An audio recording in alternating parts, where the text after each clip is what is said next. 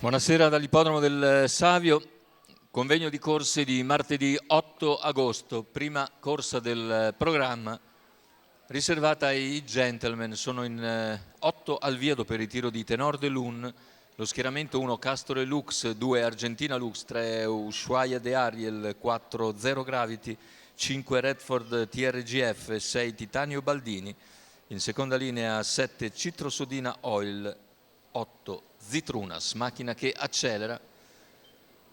In partenza velocità di Zero Gravity e di Redford TRGF che cerca di sopravanzarlo. Redford riesce a superare Zero Gravity in 80 metri Numero sulla 7, curva. Citrosodina Oil, Leader, squalificato. sbagliato invece Citrosodina Oil sulla curva.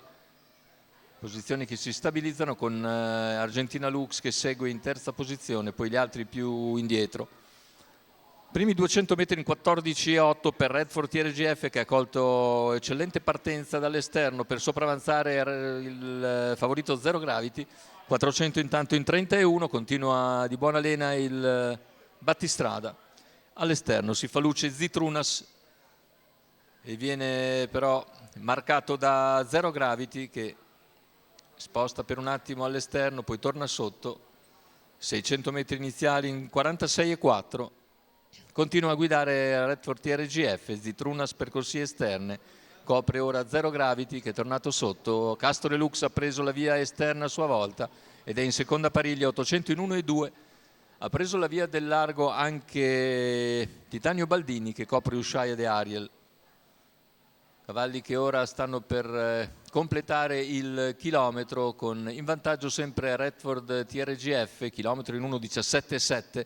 All'esterno rimane Zitrunas, Zero Gravity all'attesa, poi Castore Lux in seconda pariglia.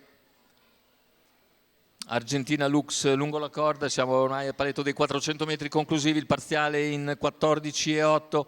Per arrivare ai 3/4 di miglio Zitrunas si impegna all'esterno di Redford, sembra in grado di sopravanzarlo a 300 dalla conclusione, si trascina Castore Lux, poi Zero Gravity per il momento senza spazio, aspetterà l'open stretch, retta d'arrivo con Zitrunas che è passato in vantaggio.